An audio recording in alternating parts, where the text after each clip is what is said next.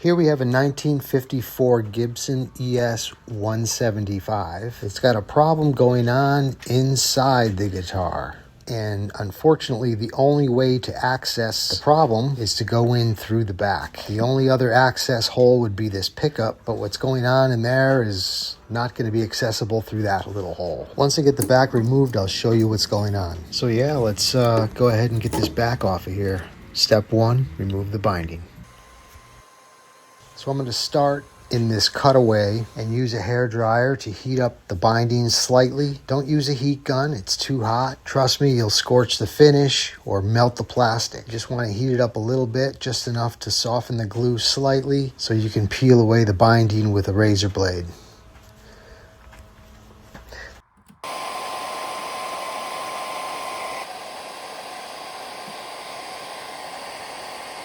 This little cutaway section took quite a while, and actually I'm getting a little frustrated, so I'll come back to it. I'll start to remove the rest of it, which came off pretty easily.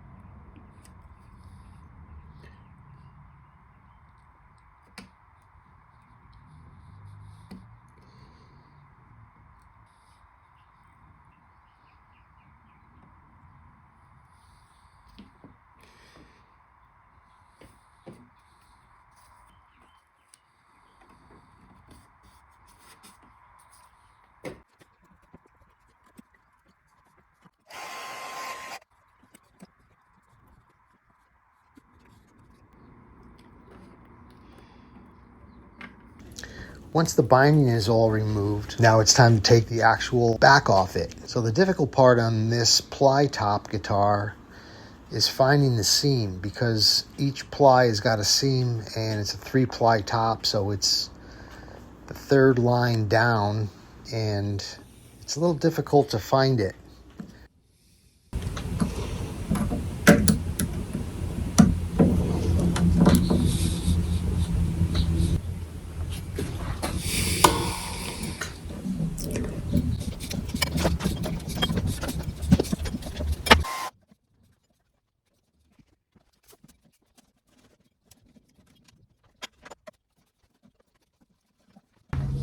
Here I'm going to take out the pickup so I can have a look inside the guitar, make sure that I'm in the right spot.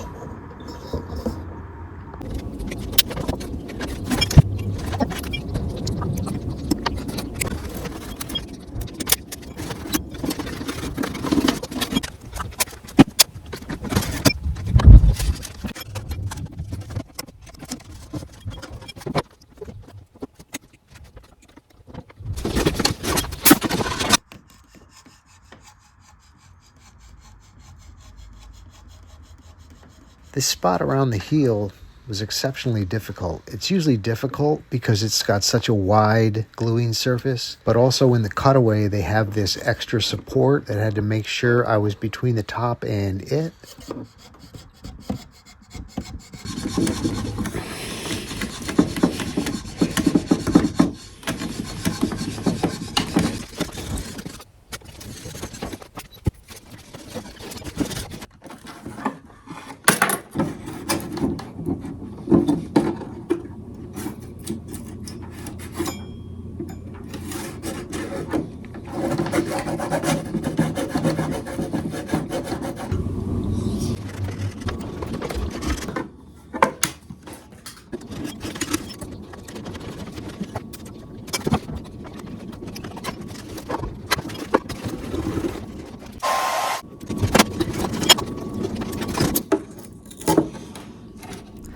So herein lies the problem. It's the braces, of course. There's supposed to be 2 transverse braces. And oh, here's that extra support piece I was talking about. And they're supposed to be glued down. But what happened to the one that's missing? I have no idea. Nobody seems to have an answer to that question. So I guess I'm going to make a new brace. I can use this one as a template because it's not just flat. That'll get me in the ballpark. The rest I have to fit it by hand to the top.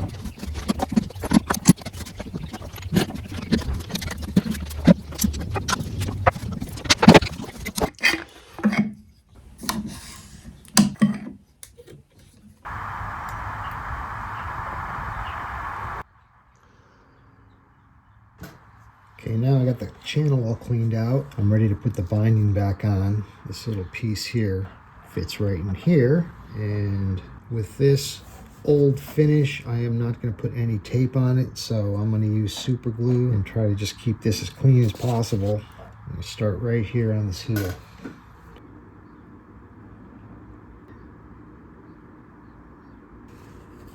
To put the binding back on, typically I'll use either Tight Bond 3, or what I really like to use is this canopy glue.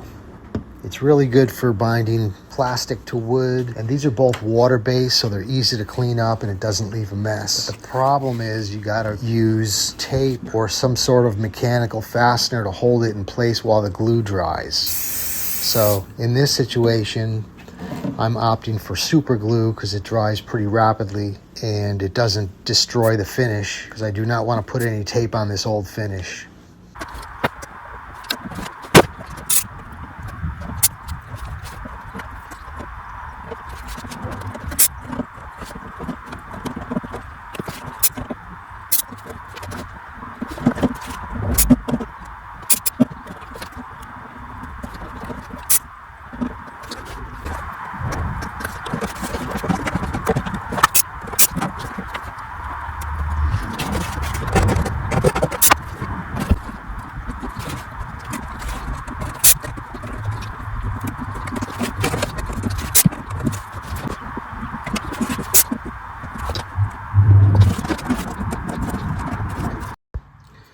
Now it ended up just a slight little gap right there, which I'm going to make a little piece of binding and slip that in there. And then this guitar is going to actually go off to a finish guy. He's going to redo the neck because somebody put some kind of either an overspray or poly finish or something on this. It's not correct. So this is going to get all stripped and redone. And then he's going to go and probably smooth out some of this binding, fill in some of the gaps that are missing, and blend it in with the original finish and probably make this look pretty perfect. That's how it came out. The binding's all back on there. I didn't do any touch up to it. This is just straight after the glue. And I don't think I'm gonna leave it just as is and let the finish guy take the ball from here. Well, that's gonna wrap it up here for this Gibson ES-175. Tune in next time for another guitar repair video.